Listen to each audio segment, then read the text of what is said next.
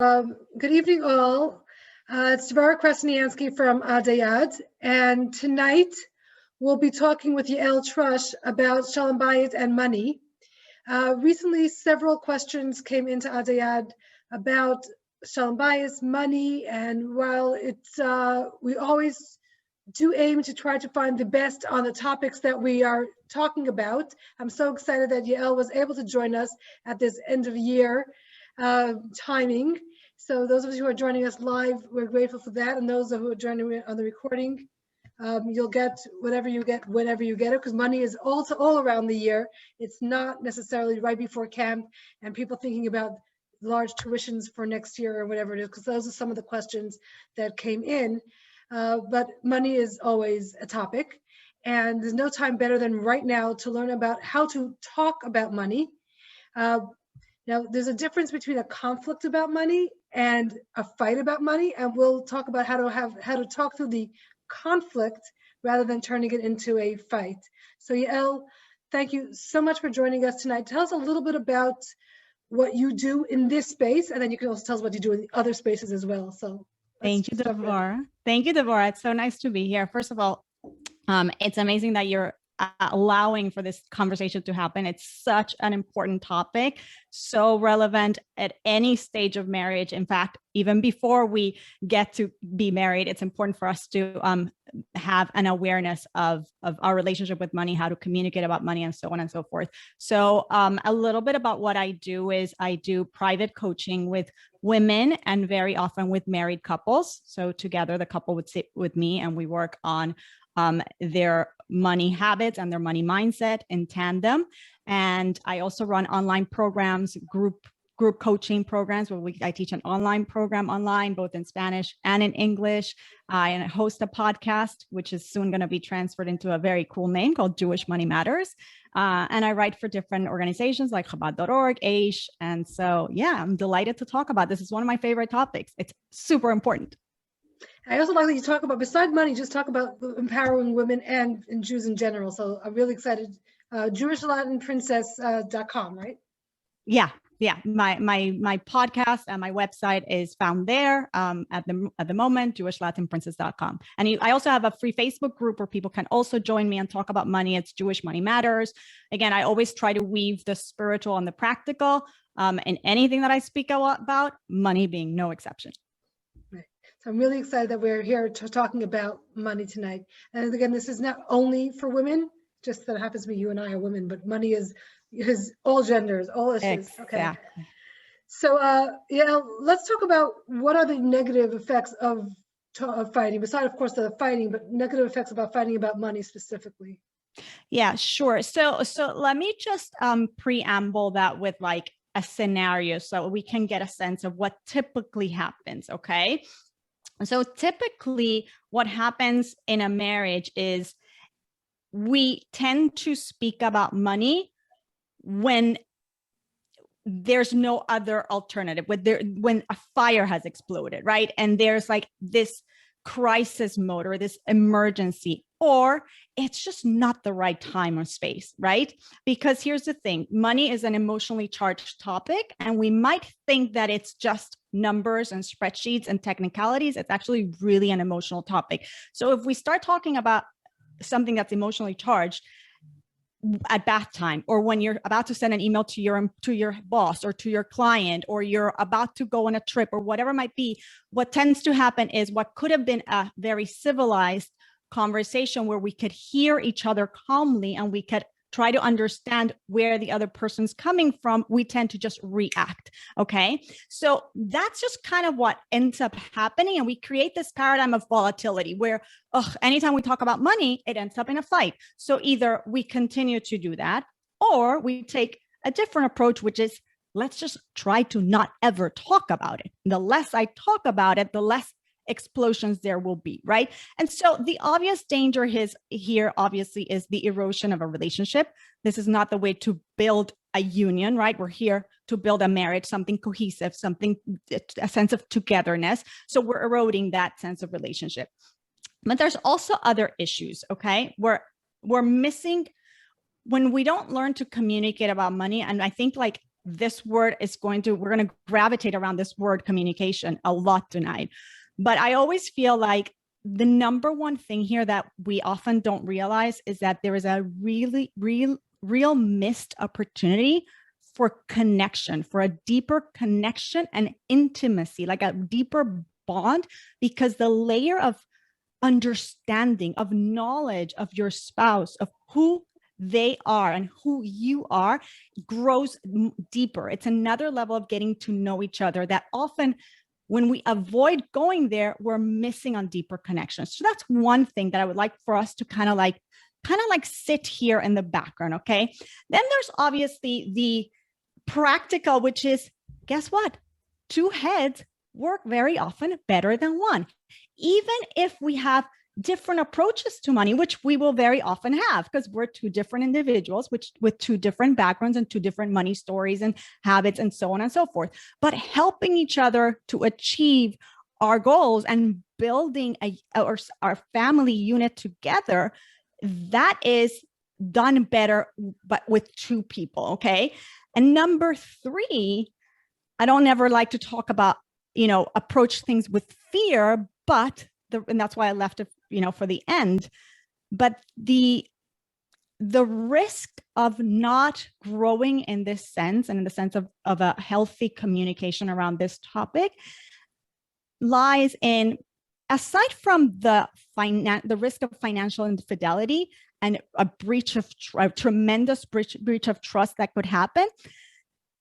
What if something happens? What if the imbalance of power and understanding of how to manage our practical things that have to do with money is so imbalanced that if, God forbid, one of the parties, one of them is not there for whatever reason, it doesn't even have to be a divorce, it could be another situation, then how do we do it, right? So what I always try is to find an approach where we want this to be something that we do together, despite the fact that some of us might be more skilled at one area of money management than the other.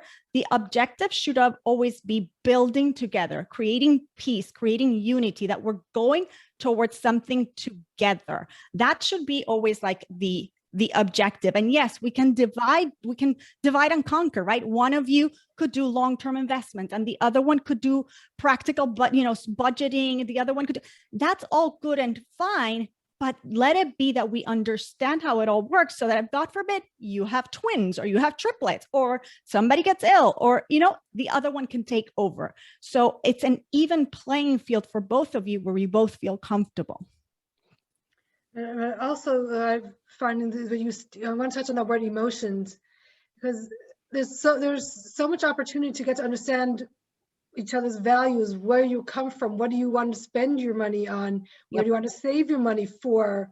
So there's so much wonderful opportunity for conversation that may start from money, but it's really on so much more. Exactly. And you hit on a wonderful and very, very important concept, which is values, which practically, practically nobody thinks about connecting these things. And here's where I always try to teach my students, teach my clients.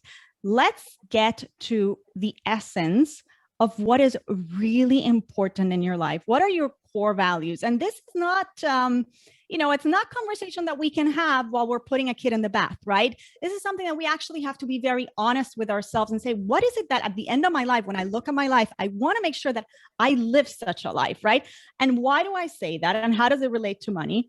Because we want to make sure that just as we are spending time in things that promote that values-driven life, we also want to make sure that our money is being allocated towards those things. So however we are allocating our money should be supporting our values. And very often, when we get super clear on what's important to us and what's really important for our spouse and the kind of values that we want our family unit to stand for, and then we look at our numbers, we might discover that, oh my, perhaps we're not really investing in the things that we say are important to us. And so it can be a real eye-opening exercise and a real opportunity to build with intentionality and to manage our money with intentionality. And that's what we're aiming. So I think that's beautiful that you said that, because I invite everybody to sit, with yourself first and get really clear on what those values are, and ask yourself if you're really financing them, and have these conversations with your spouse. And the other thing is, we actually, on Adai Ad's website, we have some date nights, and one of them was all kinds of great questions about talking about money. And it's not really only about the money. It's yes. like, what does money mean to you? For some people, money means independence. For some people, it means prestige. For some people, it means, philanthropy. So what does it mean? So you get to really understand each other without, it's around money, but it's not even about the exact numbers.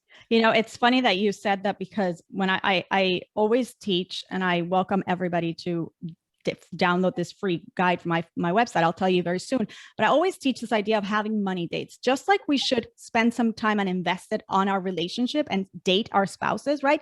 We need to also spend some time cultivating this relationship with money and amongst ourselves, right? We have to spend some time where we are focused on this rather than at random moments. And we never start just with the numbers. We never do that, because that's like an electric shock to the system. We start with our homes of origin. What did we see? The things that we often we're not even aware of about ourselves, let alone our husbands, right? Because we behave in a certain way that is driven by our emotions, which go back to our thoughts, but we're not conscious of where those thoughts, where those beliefs were created, until we start exploring, what did I see my parents do with money? How did they speak about money? What were my earliest money memories? What did I experience as a teenager? And we start peeling the layers of those things and uncovering so much about ourselves. And then we say, wow, now I can see how I'm repeating certain patterns, or I'm rebelling against certain patterns. And I can start understanding my own behaviors and my own reactions. And guess what? Now I can share that with my spouse. And that's like an open window to allowing him to say, wow, that's so interesting. In my house, it was completely different. And, oh, really? How was it? Right. And we start understanding each other. And so eventually, as we get into looking at our numbers and setting up our objectives based on our values, we manage these conversations with a much more empathetic, with much more empathy, because it's like I once was having not long ago a money date with my husband, and I kind of reacted at something. It was something like, well, I don't think you did the transfers to that account like we had agreed to. And he looked at me and he laughed and said, remember, I'm not your father.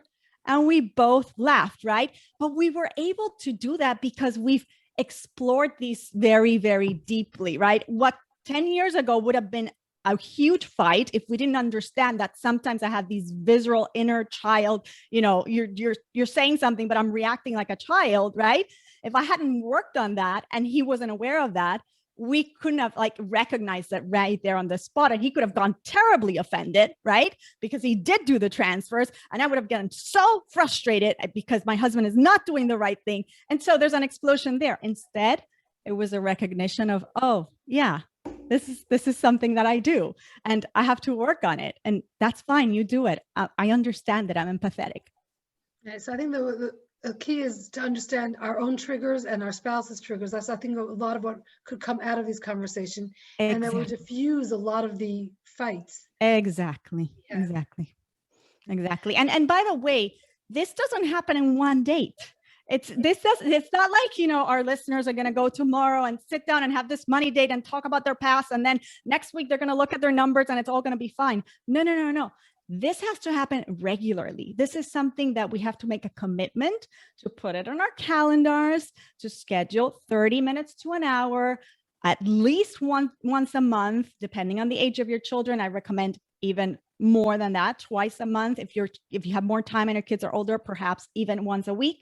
And we do it regularly because it's important for the relationship. I also, as the family grows and as the time goes, different things like when you make up to your first bar mitzvah, all of a sudden you go back to your family of origin and made a bar mitzvah or didn't make a bar mitzvah. Exactly. Talk about it. Exactly. And the talk is not the month before the bar mitzvah, when we're already pressed to spend money in a certain way, and we might just do it on autopilot because everybody else does it this way. The talk starts way earlier. What kind of bar mitzvah do we really want? What is really important for our family? What are the numbers? What is the situation? Can we make this happen? How can we make it happen? Why this way and not that way, right? So the more we've given ourselves the opportunity to communicate, not only are we growing emotionally with each other in the connection, but literally the financial objectives are being met, because we're not just operating on putting out a fire. And by the way, less fires tend to have, because people always tell me, but what if something happens in between money dates? And the interesting thing is, Devora, that the more we commit to having these regularly, the less emergencies come up. There are very few real emergencies where we have to talk about money outside of a money date. Really, once you start practicing this regularly, because you're so in tune now together with how things flow and how the numbers are flowing, how your objectives are being met. Are you on track? Are you not on track? That very few things come up that require an emergency, money date, if you will. Right. So I mean, the power of the money date is, on the one side, is just really continually getting to know each other as it touches on money, like we said, we need values. And then other parts of the money date is nuts and bolts about budgets or spending plans or spending records or totally. There's going to be a shift over time, and some months and some stages of the year, right? It's going to be more nuts and bolts. Pesach is coming, and have we saved the amount that we usually need for Pesach? Or there's a major transition, somebody lost a job, or one of you want to start your own business, major things that we need to talk about. And other times it's just more, how are the numbers? Okay, everything's going okay. So, but that's the beauty of it, right? To being in sync through every stage. And sometimes the conversations are going to be bigger picture. Sometimes they're going to be narrower regarding some upcoming, really detailed type of expense, or some money that we want to allocate, some Meister money that we have that we want to allocate to certain things. And we talk about this before it's done, or whatever it might be. And also on the flip, on these money dates, you can talk about who's going to go to do school registration. Neither of us want to do it, but maybe one of us is a little bit better at doing it. Absolutely. And like I said, some people are more numbers oriented and some are not. And so you can divide responsibility, but the objective is that even if somebody's in charge of one thing and the other one is in charge of something else, you both understand and know what is happening, so that you could pick up you can take ownership and responsibility, and you're building together. Again, we're going for that goal of togetherness, of completion. Okay, so let's go back to this topic was about don't let money turn into a fight. So we talked about if we preempted, we would have less fights. But let's talk about what are some of the things that are hard for some couples that are harder to talk about. What are most of the fights about? Yeah. So I think one of the big stressors individually and in a marriage is, debt tends to be a big one, right? We've started accumulating debt, and it's kind of, the feeling is kind of like spiraling out of control, and we don't know how to discuss that and how to tackle that. I think also very often sometimes there is a situation where we feel like the other one is not being transparent, and it could be intentionally, and it doesn't have to be intentionally. It's just they didn't learn to even want to talk about money, right? It is uncomfortable, it's emotional. So we have to train ourselves to get in that mindset. So sometimes one of the parties might feel like they're not in the loop. That might create tremendous amount of tension, and we might not say it explicitly, but it might be reflected in other areas of our marriage. So debt, the imbalance of, the lack of transparency, or the sense of imbalance, I think those are big. Very often I also see a third one, where we're getting help from our parents, And that could cause also a lot of tension. What might seem like something that could benefit in the short term ends up in the longer term, not just hurting very often the relationship between the kids and the parents, but also hurting the relationship, the inner relationship of the one child whose parents are providing, and also the relationship between them. So that's also sometimes a thing that I see that causes conflict. And there are so many. If one of them tend to be to worry a lot, right? And there might be no reason to worry, right? Like I've worked with people who have tons of money in the bank, and really they just have a habituation of worry, right? Where they really, that's what they've internalized, and they constantly do that. And that could also be detrimental to the fluid communication with the spouse, because they're constantly worried and in the defensive, when in reality, everything is okay. And so, yeah. We've also seen where people are more generous than or with tzedakah, or even with gifts. Yep. The other one wants. And I'm glad you said that, because here we go back to the being on the same page, right? These are the things that we need to be talking about. Okay. So this is a real great example. We should be talking about how much Meiser is in the Meiser account and whether that's being done properly. And then, how are we distributing that Meiser, and whether do we have to check with each other or do we not? We should be talking about how much we are okay with gifting and how much is really in our budget for that. Because again, if we make a commitment to a certain financial plan for our family, then both of us have to be committed, have to be in the plan. And if I don't do what is in the plan, then the money has to come out from somewhere, right? So we have to figure out where that money is going to come from. And so part of the regularity is communicating, well, I actually didn't know that I really wanted to make this gift, but this is coming up. How can we make it work? And sometimes the answer is, yes, we can make it work. And sometimes the answer, honestly, is no, we can't make it work right now, but here's an alternative. But you see how these things are being discussed. Very often what happens is it's not discussed. So one spends in a way or allocates money a certain way and the other one another way. And again, we're not building together. And by the way, I'm not suggesting, even though I like the idea of joint accounts, I'm not suggesting that that works for everybody. It could be that in some couples, he needs an account, she needs an account, and there might be an account that's joint. Ideally, we would have all joint accounts, but that doesn't necessarily work. But we have to figure that out instead of it just becoming something we fall into because that's the way one of them said it has to be. No, you're together. The way you raise your children together, right? This is the same idea. This is, we're building a home together. So going to that together, often in couples, one makes more money than the other, whether it's because they are working more hours, the other one is in the house, and it doesn't matter, right. either gender. Sometimes they're both working full time and one has a bigger salary. It's right.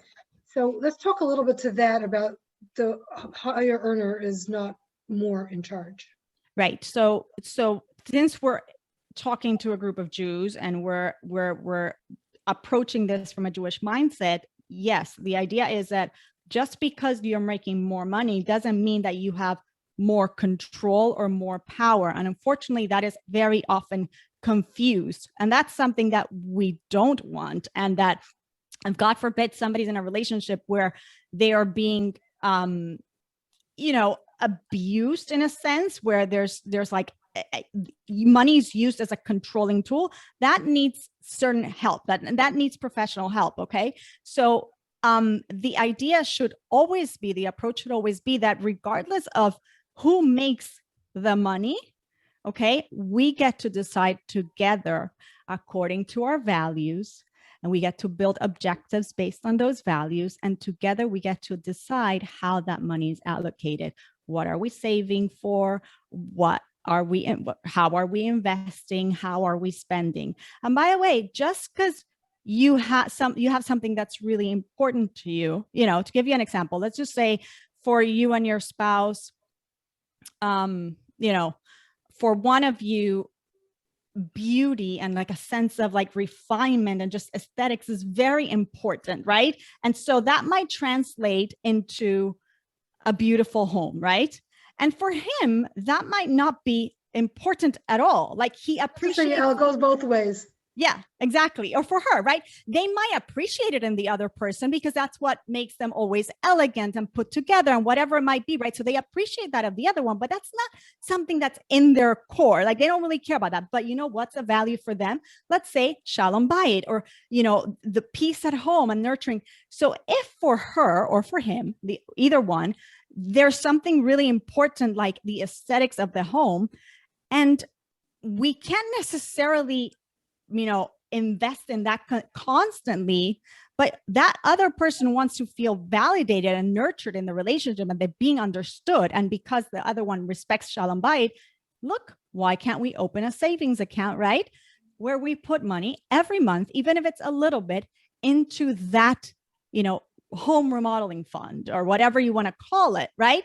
So that you can slowly achieve what you want. And when your spouse sees you achieving that, because they appreciate you so much and they value this about you, by the way, they're actually going to be like, oh, this is nice. It's nice that you actually remodeled that guest room, you know, but it didn't have to come at the expense of other things that are important for the couple. So I think this is where the conversations need to happen, where it's not all or nothing. We can work together to build it, but very often we feel like the other one is telling us no. And so the inner child comes out, depending on what our money story might be, right? And we react in a completely irrational way. And sometimes, like, I hear some people say, well, they told me no, so I went and I spent more on the credit card. And it's like, well, that doesn't make any sense. Do you realize how that is not rational, right? You know, with things like that. So it's getting to the triggers, like you said before. What are those things that come up, and trying to nurture that inner child along the way, so that we can build together and we can understand each other and we can compromise and make trade-offs, because the majority of us will have to make certain trade-offs, right? If Jewish education is very important, well, and I want to pay for Jewish education, which has a price tag, I might not be able to do that home remodel that I want, but I could be putting perhaps a little bit of money every month towards it until I reach that goal. And I'm still financing that other really important value, which is the education of my children, right? So you see how it works? Right. So also to that is that if one spouse feels that the other one is overspending, a story, just cut the other one's credit card without having a conversation. Right. Yeah. So again, without having a conversation, that is not the way it's done, right? If one of us feels like the other one is overspending, then the space should be there should be an ability to talk openly and respectfully about the things that are bothering us, the things that worry us, the concerns that we have, without having to feel like the other person is the aggressor. And it goes both ways, right? So I very much feel like it boils down to, as early as we can, and it's never too late, start talking about this little by little, regularly, so that we know what is important. And if we overspend, we can talk to our spouse about what that happened. And we know that that's going to be welcomed, and we can still disagree and then say, how can we do it better? Because that wasn't the agreement, right? And we build trust. And if we break trust a lot of times, we're really eroding that relationship. So we don't want that. So it's going back to those conversations. I told you, we're just going to gravitate around this idea of communicating. So another thing to communicate, I would think, is about ground rules. Like if someone wants a cup of coffee and we could afford it, we don't have to tell each other that we spent the coffee. But if someone is going to spend over X, so talk a little bit to how that conversation is. Yeah, I love that point, because when we're building a financial plan, and by the way, we should be checking our numbers every month. We should be knowing how we're allocating our whatever income we have every month. We should have a line item there somewhere that allows for a certain amount that we can spend on that is unaccounted for, that is miscellaneous, that is for, for whatever that things come up that I want to do, that coffee or that whatever. And now this amount is mutually agreed upon. If for whatever reason I go beyond that amount, or he or one of them goes beyond that amount, that money has to come from somewhere else. And we have to reconvene and say, whoops, what happened? Where is the money going to come from? So again, it's just going back to the conversations. We had a discussion, and this was the amount that each of us had each month, and there's no right or wrong here. This is why it's called personal finance. It's whatever your numbers allow you to do. And that's why being in touch with those numbers and really clear about what the numbers are is so important. Because I think part of the huge problem here is that very often one person is super clear on the numbers and the other one has absolutely no idea.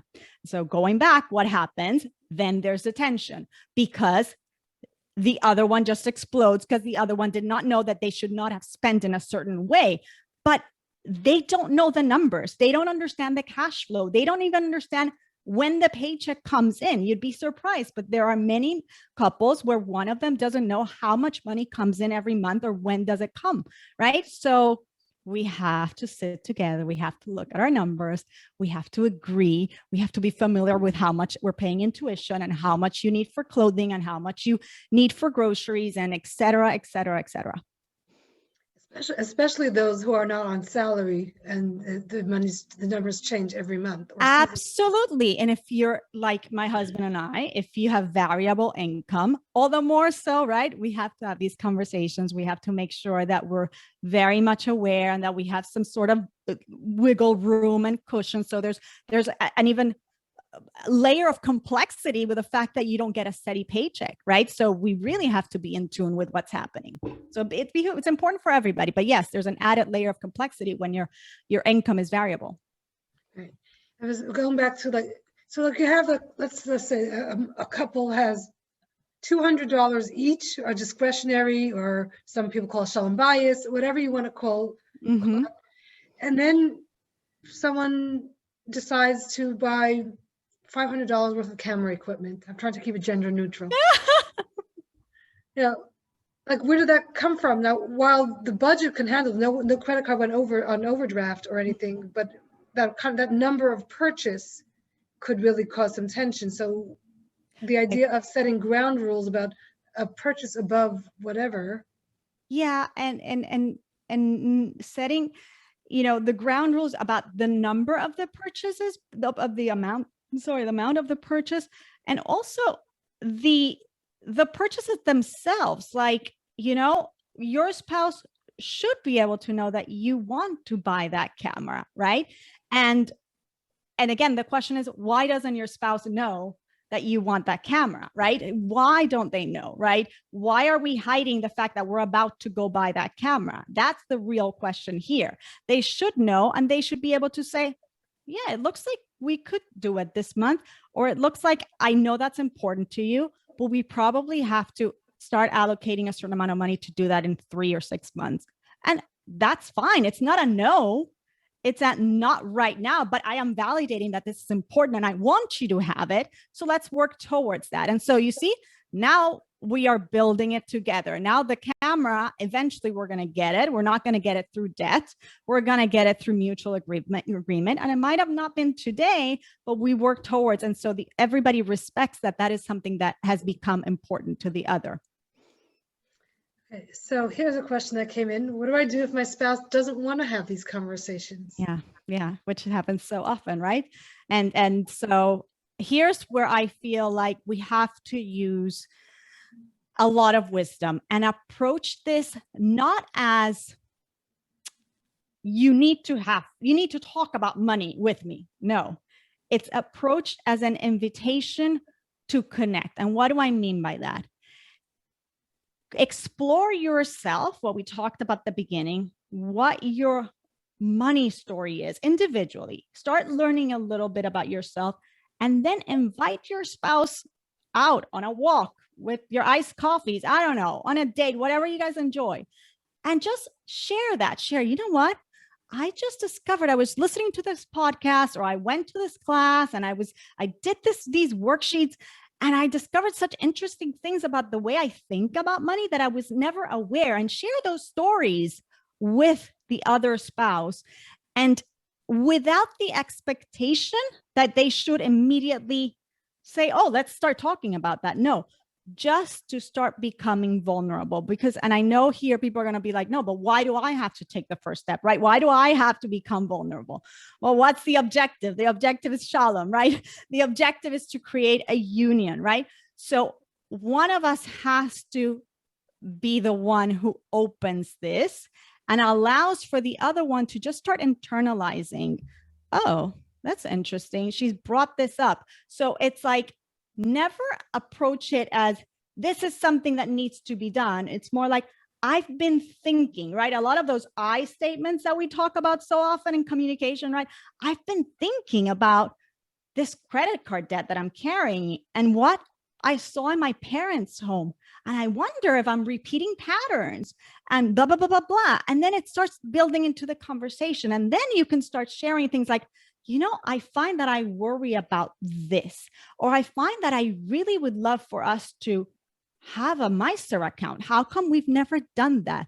And he might say, well, because, you know, we don't have the money or whatever it might be, right?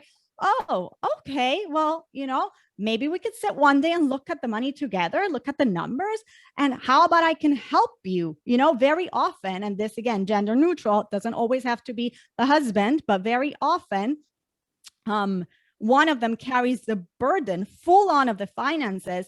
And you'd be surprised, even if it's the men, how many times I see that when the woman approaches them with a willingness to talk about this, to help him with the intention of, let me help you with this. I know you work so hard. I know you are trying to juggle all these things. What can I do to make it better? You'd be surprised how many men are like, oh, finally, you know, like this weight is lifted off shoulders. So I think if your spouse does not want to talk about money, please, very gently first work on yourself and start just sharing what you're discovering with them, allowing them to just then, and ask them, and did you see that at home? Just allowing them to just have a conversation more about you than about the money itself, so that eventually you can get to, wow, what if we did something different than what I saw in my parents' house? You know, I really don't want it to be like that.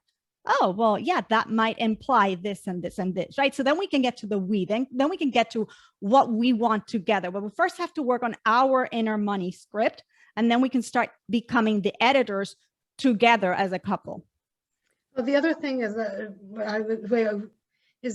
if you're the one who's bringing it up, so you're the one, that's why you start, because it's bothering you. Right. But then realize that they're behind they're behind you in the process. You've been thinking about it longer.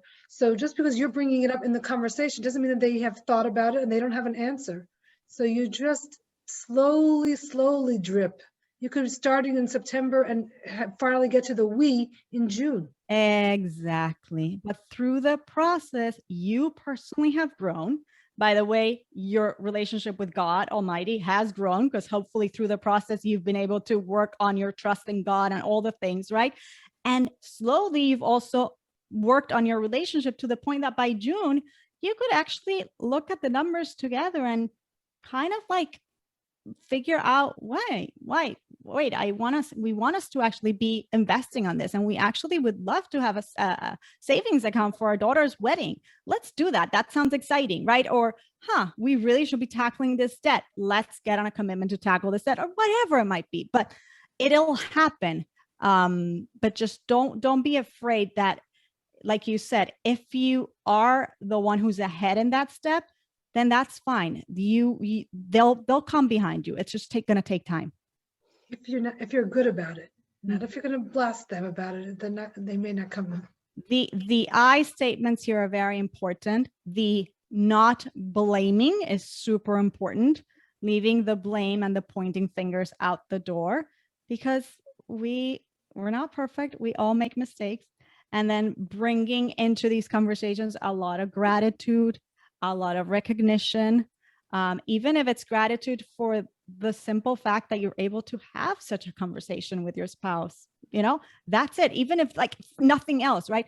Celebrating little wins, like, wow, we actually saved the amount of money that we decided that we were going to save this month. That recognizing that about each other. And I'm so proud of us, and I'm so proud of you. All these little things make a huge difference, but they require effort. They require dedication. And just to add to that is that if there's something you said didn't land well, or they didn't respond the way you anticipate, even though you thought that you said it with gratitude, and you thought you said it with respect, and you thought, just you think of the big picture, that you want to be able to have conversations, that you really want shalom around money or shalom in general. So they may not have responded anywhere near what you had wanted, even though you did everything right. I'm glad you mentioned that, because I don't want anybody here to come out with this impression that now because you follow the recipe of the money date, let's just say, right, there's not going to be a fight. Of course, you are going to have dates where you say, maybe we need to stop this now, right? Because it's going to spiral out of control. You can feel when it's bubbling and it's not going the right way. And that's okay. It's okay to say, let's resume this next week, right? That is okay. That is part of the process. Especially if you're in different stages of the process. Mm-hmm.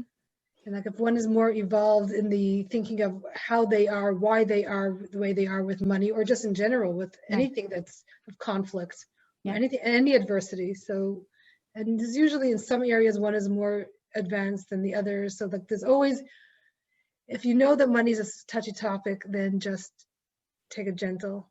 And be ready to take back your words, and be ready to do a do-over in this conversation. That didn't come out right. Absolutely. I'm a big fan of do-overs. Absolutely. And listen, to be honest with you, sometimes people need a third party to come in. Sometimes we need somebody to help us navigate the process, and that you might realize that at some point. But I would say that for the majority of us, we can, if we invest the effort and gently do this, we can build solid communication around money. Okay. Let's talk about, this is an interesting question, about coming into the marriage with a lot of debt. Mm-hmm. And maybe I'm going to change it up a little bit to make it more interesting. Yeah. When they were dating,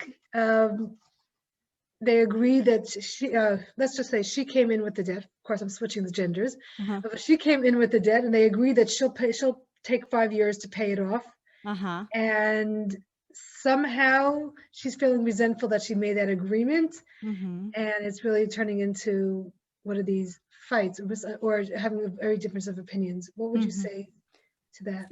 So do we have a sense of, are they paying it together, or do you think it's like one of them has to be responsible for that debt that they came into the picture with? Well, from the way they came in, is like they agree that she would be continuing her debt. It's her loan to pay back, her responsibility, and now she's not feeling comfortable with the agreement that's her debt. So if that was a conversation before they got married, there's nothing wrong with bringing up again the amount of stress that debt is causing her, if it's causing her stress, and getting ideas from him as to how I could fulfill my agreement, right? How could I'm having a hard time coming up with ideas to generate this income, because again, how is the debt going to be paid? She has to, if it's on her, apparently, in this agreement, she has to come up with the money. So is the resentment that now she has to go out to work, or is the resentment, we have to understand a little bit what's happening here. But I don't necessarily favor, that one person needs to be fully responsible for the debt, unless all your finances are completely separate, right?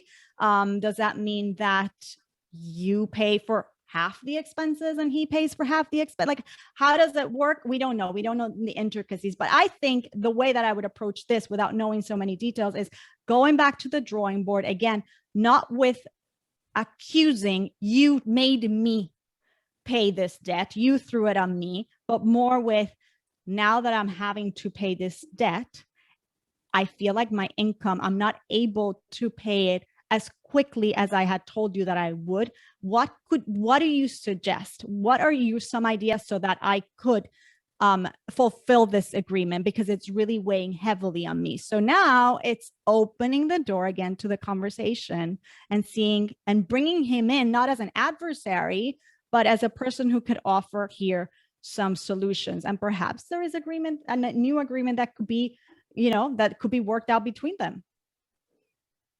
Thanks. Another question is, I'd like to see an expensive coach or therapist or whatever it is, and my spouse thinks that there's cheaper ways to do it, which always goes back to that conversation about therapy, why people don't go to therapy because of the expense. And I really think that's important. It takes money to make money. Okay, so I guess that's talking about a financial coach, which I want to talk about, what are the different professionals that could be helpful. But how do we talk to that about, I want to spend money on something, I guess it's boils down to, I want to spend money on something that my spouse doesn't think is important. Okay. So again, the answer is not necessarily no. The answer is, the answer here is, how can we work together so that you can have what's important for you and he or she can have what's important for them, right? So it might be that the expensive coach, let's say it's a business coach, right? So number one, if it's a business coach, why does it have to come out of the personal finance of the household? Why is it not coming from your business? And perhaps your business is not making enough money yet. Well, can you come up with a plan to start saving for that, which is what you would probably do anyway if you had to take the money from your regular budget, right? So it's trying to help our spouse understand that it is important to you, but that you don't want it to be, it's not for you. You're not coming at it with the idea is not that you're going to take from something else that's mutually agreed upon that is important for both of you or that is important to the other, right? It's how can we make it work within the framework of what we have, right? So it might mean that it's going to take longer to pay for that, but I would try to understand that from the other side.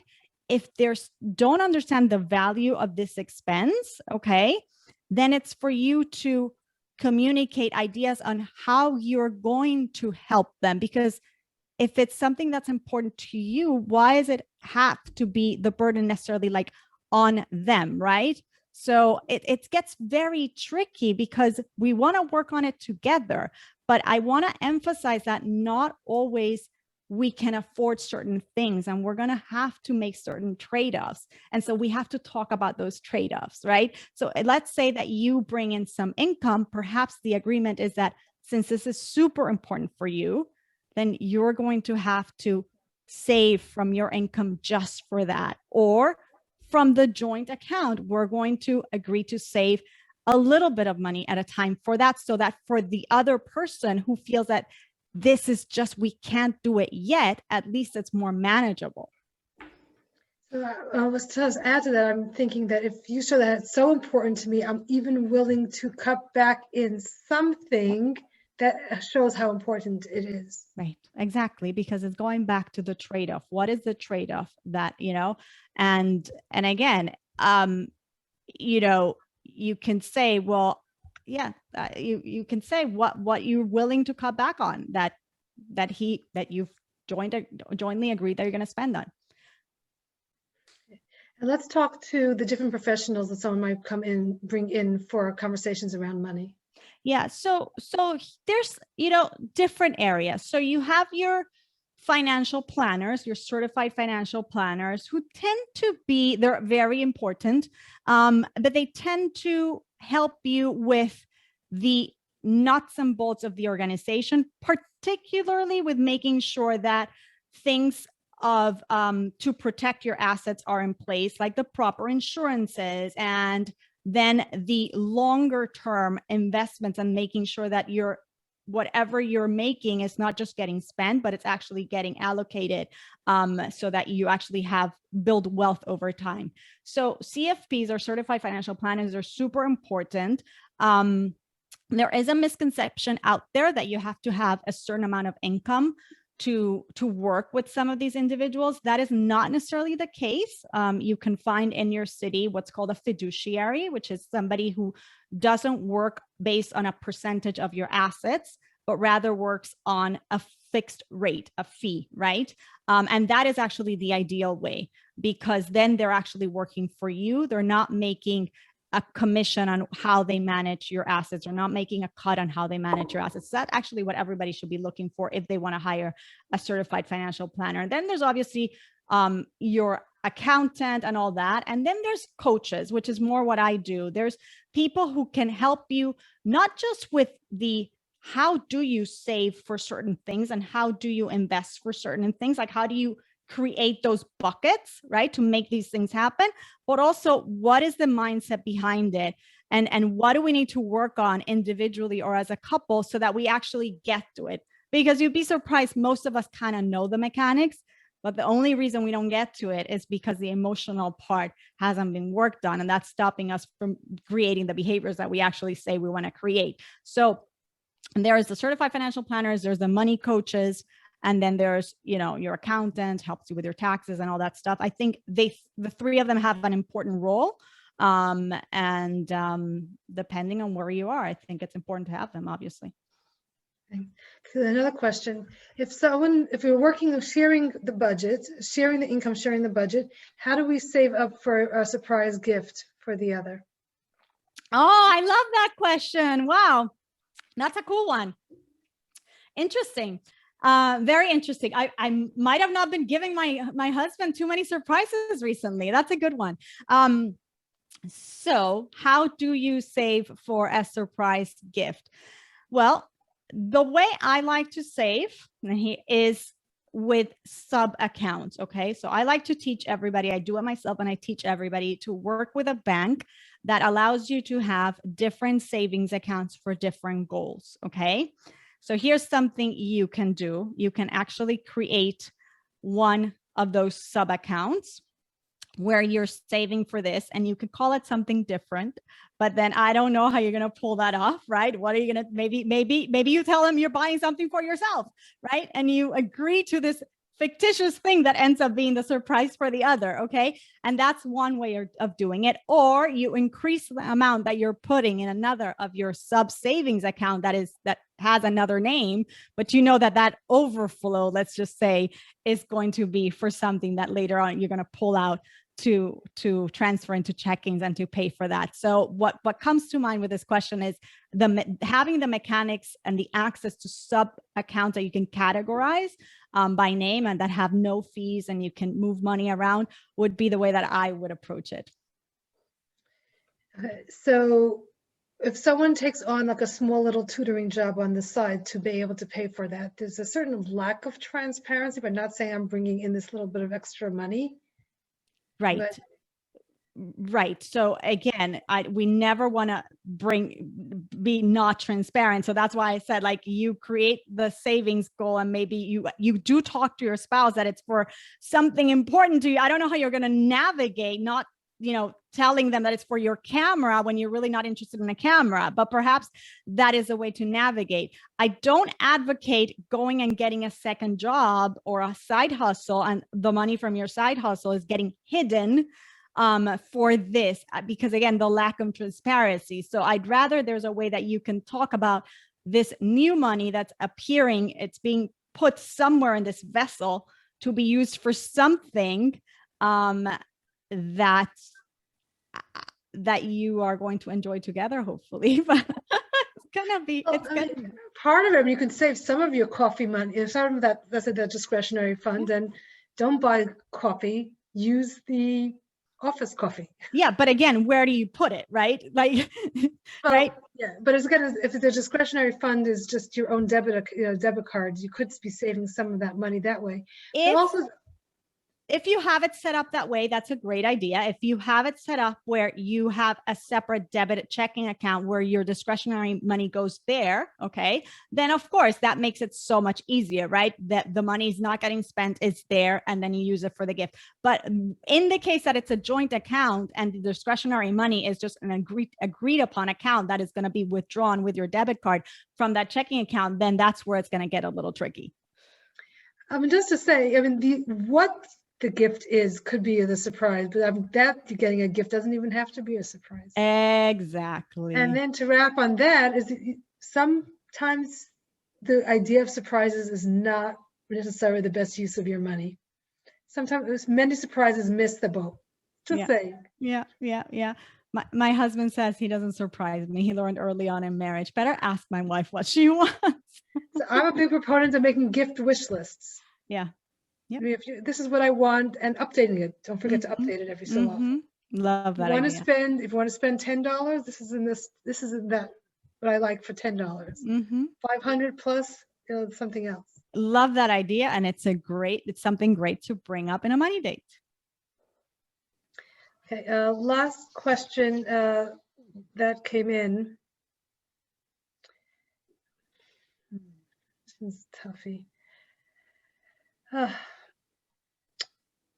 I feel like I need to stop working to be home with the kids. And it could be either gender. It's going to really impact our bottom line, and I don't know how to bring it up. Well, the first thing is we're going to have to bring it up, right? As uncomfortable as it is. And why do we feel like we want to be home with the kids? Is it because, see, there's two things here. Is it because my priority is the children and I feel like this is a really important thing that I should be doing? Or is it that I'm so unhappy in my job and really what I'm looking for is also for a change of scenery? So it's not that I'm going back to the kids, but I need to transition out of my job and look for something else or become self-employed or whatever it might be.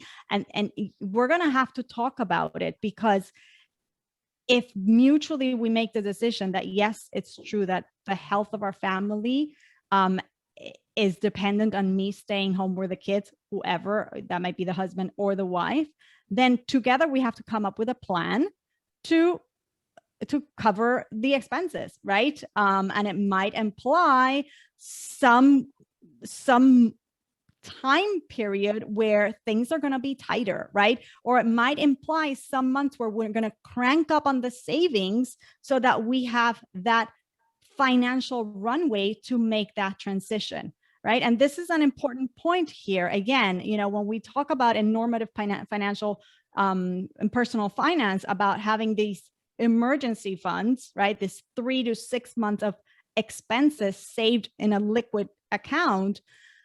I don't like to call it an emergency fund. I like to call it an opportunity fund, right? What about the opportunity that I could be home raising my kids, and then I if need be, I will start something on the side or whatever it is, right? So maybe we can't make that transition immediately, but we have to start talking about it, because if that's what you want to be doing in the next couple of months, and together you're going to have to work towards that objective. If you both agree that that's really important, and it goes back to that values conversation. If for whatever reason you feel like the one of your core values, in order for you to live one of your core values, you need to be home with the children, then that's all fine and that should be accepted, but we have to make a plan for it. Right. Can I ask one more? I know we're running to the top of the hour. Absolutely. Okay. Actually, it's just very similar to what we just asked. So I'm glad we asked it before that question came in. So there we go. Okay. Any final thoughts, final wishes to our audience? Any final, I see a question here, but you probably addressed it already. Okay. Final thoughts. Please, please, please do not leave God out of the equation. Do not leave God out of the conversation. Even with what I just said, we have to make a plan.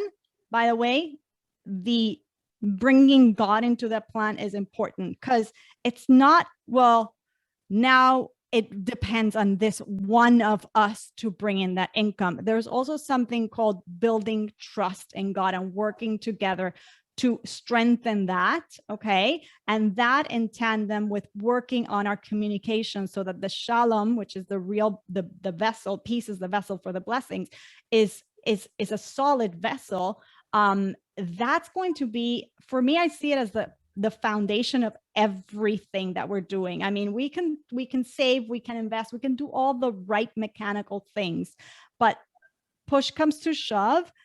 If there's one thing that I would love for everybody to take home is bring God into the conversation. Remember that there's a God in the world that put you together with your spouse, with their money story, with your money story, with your goals, with his goals, with your values, with his values. And there is a reason why you're together, and you can do this, but it takes God also to help you do it. So invite him into this. Don't leave him out, because that's where the magic happens, actually.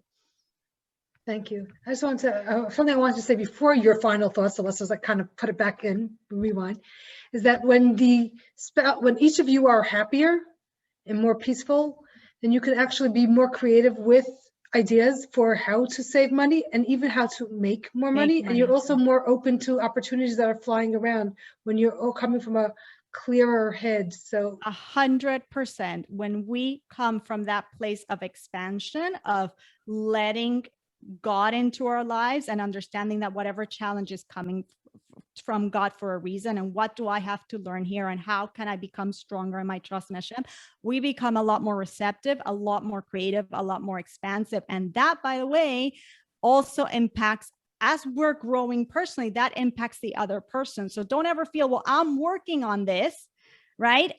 He or she's not working on it. Trust me, you're working on it. You're a mirror of each other. It's going to impact the other one. Right. It's not as if you get happy when you have money. You make, there's lots of, you make more money when you are happy. Yes, exactly. So the inner work here is super important. So take money not as something that's the enemy, but more as the resource that God is putting in front of you that we all have to manage, right? But it brings us an opportunity of self-growth, of growth in a relationship, and in growth in our relationship with God. So my personal growth, my growth in my relationship with God, and my growth in my relationship with my spouse. Thank you, Yael. Next week, we'll be talking about, for women, about how to support your husbands in Parnassa. Not to say that only men are in Parnassa. It's just that we're talking to women about helping their spouse with Parnassa.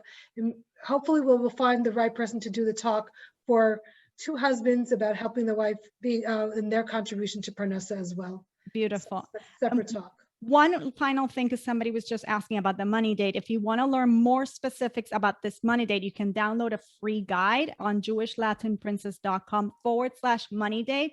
And I walk through all the details, and I help you do this by yourself and together. And it's quite thorough. So you'll find it really helpful. And we on Adai Ad's website, we also have a money date. I would love to compare them and see how they go. Fantastic. Let's compare notes. I like that. Yeah. So the Adai Ad one is on the date nights page, adaiad.org/date night. And there's lots of different date nights, but one of them is about money. So thank you, Yael. Thank and you. We'll see you next week. Next week. All right. Thank you, everyone. Good night. Bye, everybody.